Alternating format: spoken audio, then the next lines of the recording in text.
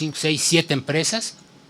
Entonces, parece claro que el aspecto, digamos, financiarizado, que son los bancos y las aseguradoras las que tienen, los que manejan las asambleas de accionistas son ellos. Igual vimos, bueno, en Nissan es muy claro que el financiero es norteamericano. En estas empresas financieros son japoneses, pero financieros. Han entrado, fue de lo que me pidieron Alicia y la doctora Correa, las dos, ve quiénes son los accionistas, quiénes son los directivos, y de ingeniería pasaron a finanzas, son financieros, ¿no?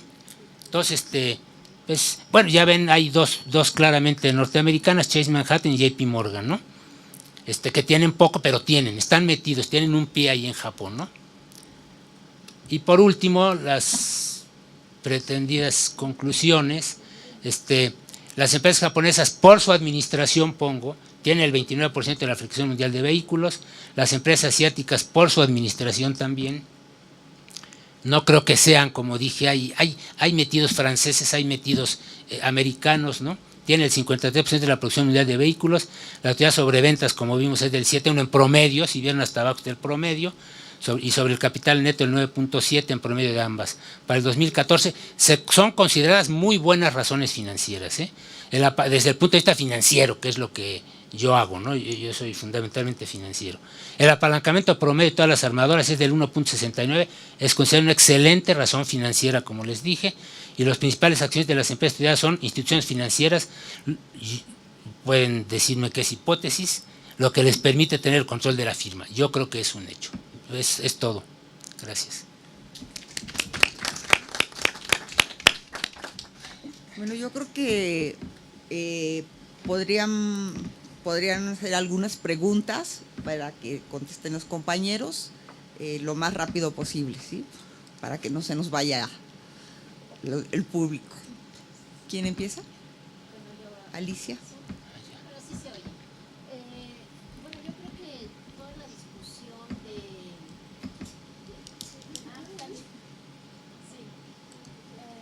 la discusión de alguna manera que ha girado en torno a este seminario me parece que es muy importante porque difícilmente las investigaciones que se están haciendo ahorita no pueden dejar de lado lo que es el mundo de Asia y principalmente China.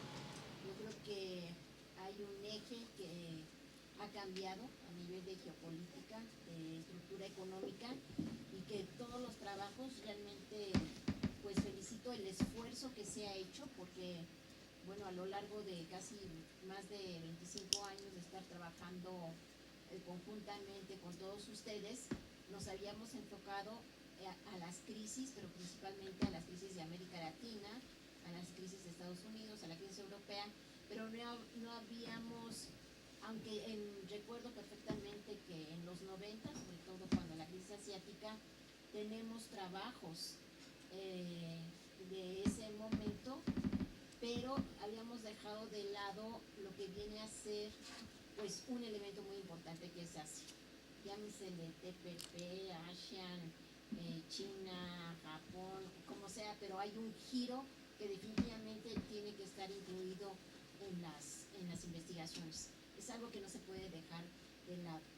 Y algo que ya está dicho, o sea, los documentos recientes de la CEPAL ya han puesto la mira en eso. O sea, parte de mucha de la información que tenemos, sobre todo, no solamente, bueno, Japón entra a América Latina desde hace más de 400 años. La misión Transegura es un ejemplo de ello, y después, o sea, hay unas relaciones con el mundo asiático entre México, Perú, etcétera, a lo largo de los últimos siglos, pero en estos momentos es importante centrar ese análisis. Y algo que tiene que ver pues con las crisis es toda esta participación pues de la demanda de los productos, principalmente de la reprimierización de América Latina, y ver cómo también las inversiones extranjeras directas de China, sobre todo en América del Sur, pues ahí están, que era algo que costaba hacer un esfuerzo, ¿no? Tanto Mónica como Franco, Claudia con el sistema financiero como incursionar en un nuevo terreno y que bueno, pues es difícil, ¿no? No es lo mismo hacer América Latina, lo cual lo hacemos con mucha facilidad, a incurrir en un tema que está ahí presente y que era muy importante. Lo que me preocupa y me llama mucho la atención es esta nueva caracterización de las inversiones extranjeras, sobre todo chinas, en América Latina. México no es participante, más bien importa productos chatarra de China, que no me oigan, afortunadamente no hay aquí ningún colega. Pero ni la máquina, ¿no? Ni la máquina, pero es Mac, o sea, algo diferente. Está hecho en China, pero el know-how está en otro lado. El brain, the brain. Bueno, pero a ver, a lo que voy, creo que es muy importante el avance que estamos haciendo, pero, o sea, ¿cómo ven los chinos las inversiones en América Latina? Y voy a contar una anécdota. Estábamos en Beijing en septiembre del año pasado y, bueno, tengo un nuevo amigo, bueno, tengo muchos amigos, pero este amigo es chino, es profesor de aquí del posgrado de Economía y lo invité a participar en un evento allá organizado por la Universidad de Estudios Extranjeros en Beijing. Y le dije, bueno, ¿y ahora ustedes cómo le van a hacer, allí con Maduro, todo lo que le prestaron a Venezuela, ¿cómo se lo van a pagar, No les van a poder pagar. Y me dice, Alicia, ya nos lo pagaron. Le dije, ¿what? Le dije, ¿cómo? O sea, no entiendo. Es otra percepción del negocio. O sea, ellos compraron petróleo, o sea, los préstamos que le dieron a cambio de petróleo, qué sé yo. La cosa es que para los chinos ya estaba pagada la deuda con los chinos. Y nosotros, desde nuestra percepción, es una deuda que está ahí por pagar. Entonces, eso es importante. Yo creo que en la mañana, cuando se habla del pensamiento de Confucio, todo esto es que son percepciones diferentes y por eso es que nos causa mucho. Hay cosas que no entendemos, porque tenemos que entrelazar lo que es el elemento cultural. Entonces, desde la academia nos cuesta trabajo abordar, porque además tampoco, pues todo, por ejemplo, Japón, cuando yo hice la investigación en Japón, dije, bueno, no sé, al final descubrí que en Harvard hay el Japan Program y toda la información está ahí, y información que en la propia Universidad de Tokio no estaba, porque o estaba en japonés y yo que iba a saber japonés, ¿verdad? Entonces, eso, en China pues está peor la cosa, o sea, ya no estamos para aprender chino, yo creo que ustedes sí, los jóvenes, pero pues nosotros ya no, que nos lo den en inglés, ¿no?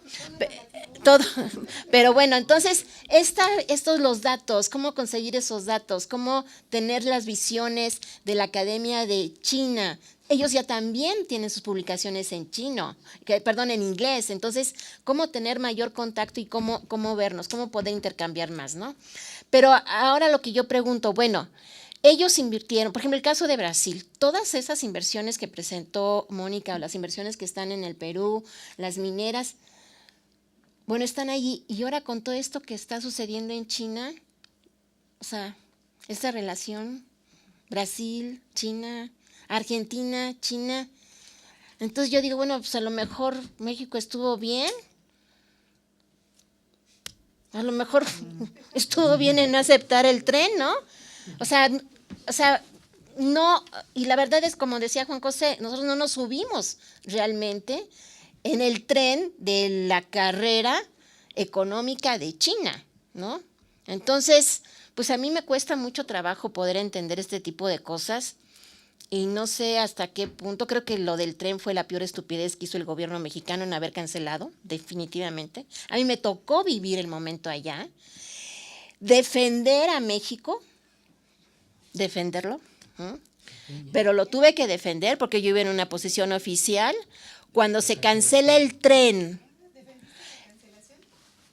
y yo dije que México era un país democrático. Entonces, claro, porque tú no puedes hablar de democracia en China. Entonces, cuando yo recibo un correo de Yang Shihue, que yo ya estaba en Montreal con toda la problemática de Eugenia y demás, recibo un correo que dice cómo es que un presidente puede cancelar un acuerdo que está hecho desde hace mucho. Claro, desde la concepción, no sé si de Confucio, qué sé yo, es otro rollo, o sea, son acuerdos de palabras.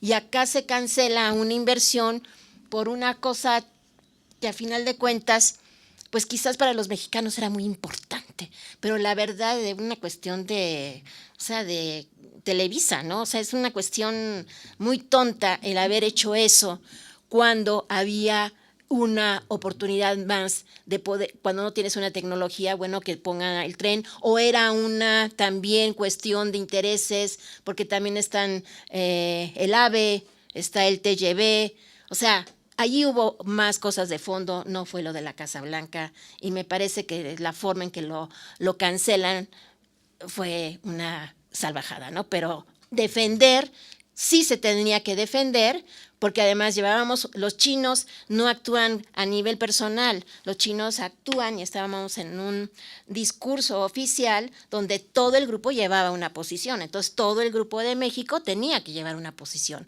Entonces cuando nos agreden de manera muy decente, ¿verdad? Nos agreden, pues sí se tuvo que defender que México era un país democrático donde si el presidente decía sí, pues la oposición iba a decir que no. Y si el presidente decía que no, la oposición iba a decir que sí. Y que se tenía que entender que pues para ellos, que son una dictadura de partido, no puede haber allí nada de que yo pienso, no, allí lo que se dice se tiene que repetir y se acabó. Entonces, sí fue, me parece, un rompimiento del gobierno mexicano con las relaciones comerciales con China. Ahora, ¿qué hay detrás? No lo sé. ¿Qué estuvo bien, estuvo mal? ¿Estuvo bien que evitáramos una mayor penetración de las inversiones chinas en México? Es que no lo sé, o sea, entonces eso es lo que me cuesta trabajo, porque ahora con el curso de la crisis y lo que está pasando en América del Sur con toda esta reprimarización y la caída de los commodities, que también nos pega a nosotros por el petróleo, bueno, ¿qué? ¿Hacia dónde vamos? Entonces, pues sí, yo no tengo ninguna respuesta, me crea mucho problema, yo no sé cómo lo vean ustedes, o sea, ¿cuál es? ¿Eh? Bueno, esto sería mi comentario, ¿no? Me parece que los trabajos han sido excelentes y bueno, seguimos en la discusión. Pati. Yo tengo una pregunta a Mónica. Dijiste que ibas a decir lo del banco del BRIC y no, creo que no lo dijiste. Es muy importante porque parece que se sucede en las organizaciones regionales y que era el BRIC y que hasta México quería entrar y casi que lo tenían considerado, etcétera. Entonces es muy importante lo del BRIC y más viéndolo desde el TPP. Y la otra es que estoy totalmente de acuerdo con Julio acerca de que ya hasta los propios acuerdos, y un poco es lo que voy a decir del TPP mañana, se tienen que ver las empresas transnacionales realmente que están los estados avalando con estos acuerdos realmente y que tiene toda una configuración de comercio exterior que pueden decir lo que quieran de libre mercado, pero realmente es un asunto de factores, de mano de obra barata, etcétera, que están buscando las empresas transnacionales. Y aquí me acordé un poco de lo que dice Lenin en el imperialismo, fase superior del capitalismo, que el capital no tiene nacionalidad realmente y que cuando se están analizando cuestiones o sectores productivos, realmente puede ser que el Estado lo firme, pero lo que está atrás y más hoy, y quizá con lo del banco de los BRICS, sí o no, es realmente se está viendo lo de las empresas transnacionales y su especialización en los sectores, ¿no? Y la minería exactamente igual. Y aparte yo no creo que el capitalismo y la ganancia sea Confucio, que bueno, o sea quien sea, realmente la ganancia es muy clara y tiene que estar vista desde una estructura de costos Y hoy la estructura de costos pasa a nivel internacional y pasa forzosamente por todos los sectores el salario.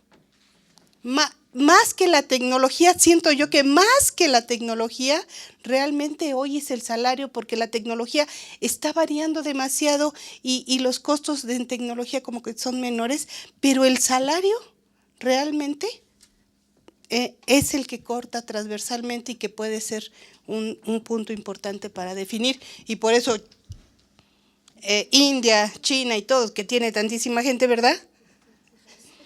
Es tan importante, pero bueno, esas son las palabras. Pero no.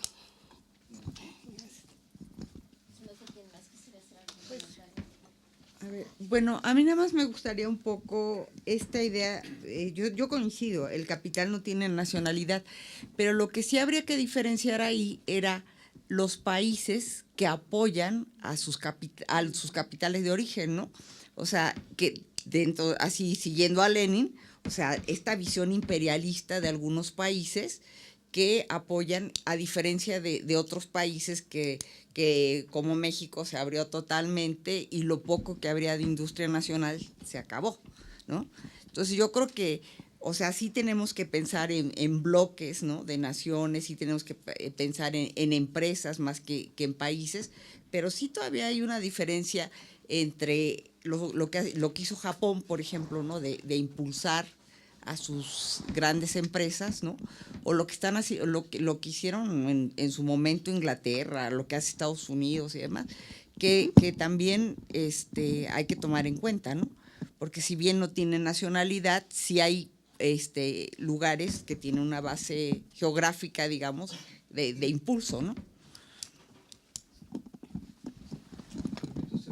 Ajá, muy bien. Punto 0, prometo ser breve. Punto 1. Gracias. Suscribo lo que decía originalmente Alicia. Digo, me he perdido la intervención de Franco, estaba afuera hablando yo. Pero la verdad que tanto esta ronda como la anterior es un lujo para el instituto que existan investigadores que se dedican a estos temas y con esta calidad. ¿Es mérito de profesores? Sin duda, pero es también mérito del otro lado, tanto del lado de la oferta como de la demanda, aquí se convergen y eso es importante. Digo, simplemente, para la polémica, digo, para la... yo diría, digo, si dije que iba a ser breve, lo voy a intentar, muy brevemente. No, es que no puedo ser breve, digo no, pero lo voy a hacer porque además son las 7:15 y mañana otros volverán aquí. Yo sobre el tema último, que fue a partir de la intervención de Julio, yo sí creo que hoy no entendemos la economía mundial en su totalidad y en todas sus dimensiones si no introducimos la unidad de análisis empresas transnacionales. Eso para mí es hoy casi una perogrullada, es decir, elemental, Watson, digamos. Esto quiere decir que debemos olvidarnos de las unidades nacionales de análisis nacional. No, por lo que se venía diciendo. Precisamente, estamos todavía en una etapa de transición. Sabemos de dónde venimos, pero no sabemos hacia dónde vamos. Pero eso no quiere decir precisamente que por eso mismo estamos en una etapa de transición. Y por lo tanto, todavía los estados, todavía los gobiernos, y ojo, notita a pie de página, diferenciemos siempre estados, países, estados, gobiernos. Los que negocian no son ni los países ni los estados, son los gobiernos. Entonces, dime quién está al frente del gobierno y te diré, no, los países son realidades geográficas, los estados son una abstracción, los gobiernos son individuos que representan intereses concretos. Si yo soy un gobierno, dicho muy coloquialmente, de derecha, represento unos intereses. Si soy de izquierda, dicho, repito todo muy coloquialmente, pues represento otros intereses. En esa medida, digamos, se ve en América Latina los procesos de integración. Cuando uno hablaba toda la zona del Mercosur, la Alianza del Pacífico. Ahí había en la Alianza del Pacífico hay una unidad política, teórica, ideológica que refleja unos intereses de unos gobiernos. Esos gobiernos los eligió los ciudadanos. En esa medida es representativo, vamos a aceptarlo, de esas sociedades, pero son esos gobiernos los que orientan hacia un lado, hacia otro, hacen unas alianzas, son otras. Las famosas puertas giratorias de los que hoy salió en algún momento. Si uno hace un seguimiento de a dónde van a jubilarse los ministros, los secretarios de Estado, pues uno comprueba en el mundo, ojo, en Estados Unidos o en Liberia, digo, por pasar de van a donde van. En consecuencia, hay países que dicen 6 meses para el nuevo trabajo. En otros dicen 5 años. Pero el grueso van a unos determinados lugares. O sea, a mí me parece bien importante que ese grado, comillas, de autonomía, muchas comillas también con autonomía, de soberanía, millones de comillas, digamos, de los gobiernos nacionales son importantes. Digo, porque si ahora mismo en América Latina cambia Argentina, que ya cambió en Uruguay, Tabaré no es lo mismo que Pepe Mujica, y es el mismo partido. Brasil, no hay nada que decir. Venezuela, no hay nada que decir. Bolivia ya empieza a ser distinta. Ecuador ya empieza a ser distinto. Entonces, hay un giro político en los gobiernos. Y repito, eso nos crea escenarios nuevos.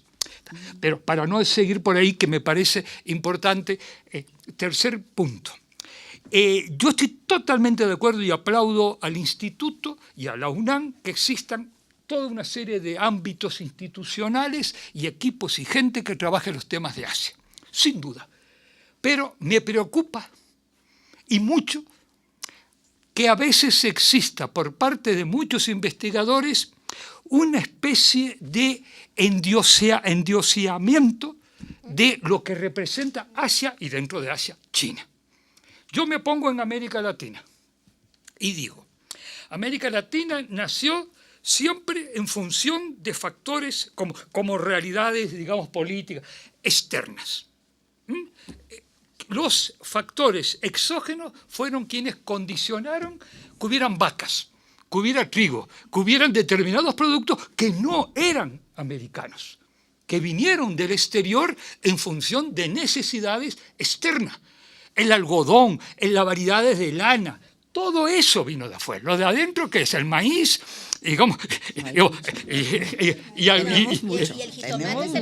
el jitomate y el cacao, ahí está, sin duda, el chocolate sobre todo, y digamos, vamos a valorar, a jerarquizarlo. Exactamente, palabra además que yo reivindico, no, todo eso de acuerdo. Pero al decirlo, digo, condicionado a factores externos. ¿Por qué? Porque América Latina como tal empieza a ser en función de su inserción externa. Porque por ahí va, digo, no. Después se fueron los colonialistas, los echaron españoles y portugueses, me voy a los centrales. Nuevos ejes externos, los británicos. Y América Latina se adecua a la demanda, siempre la demanda. Desde el lado de la oferta se van sustituyendo las variedades de trigo, de lo que sea, en función de la demanda. Se acaban los británicos, llega Yanquilandia, todos. Y ahora y en eso llegaron los chinos.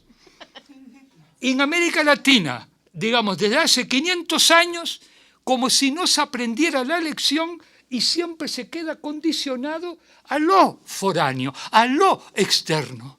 A mí eso me preocupa como ser humano, así simplemente, me preocupa. Y yo he visto hoy, en la mañana y hoy en la tarde, digamos, y en eso llegaron los chinos. Bienvenido, Alá, digamos. Yo digamos, cuidado, bienvenidos los chinos, pero en función de el mis no es individual, digamos, de esos países, sociedades, estados, gobiernos, digamos, ahí, lo que algunos cepalinos han llamado la visión desde dentro. Desde dentro, aliarse con el diablo, el que sea, lo que se entienda por diablo, no me importa. obvio, pero yo llevo la conducción, por lo menos, estratégica. Hoy se citaba a un tal Celso Furtado, digo a un tal. Precisamente, si hay una gran singularidad en Celso Furtado, es lo de tener proyecto nacional. Ese articulito de 5 páginas, 4 o 5 páginas, de hace no sé cuántas décadas, sobre el proyecto nacional en Brasil, para mí está totalmente vigente. Y donde dice Brasil puede ponerse Ecuador, México, Haití, lo que uno quiera. Ojo, sinceramente, de la jornada de hoy, riquísima, maravillosa, valiosísimo, todo, me sigue preocupando ese culto acrítico en muchos casos. Hoy por la mañana yo escuché una brillantísima exposición absolutamente acrítica. Y eso creo que es preocupante, poniéndome yo del lado de aquí. Ojo, yo no me pongo del otro lado, aunque sea del otro lado. Digamos, punto cuarto, y me voy antes que me echen, más vale irse a tiempo.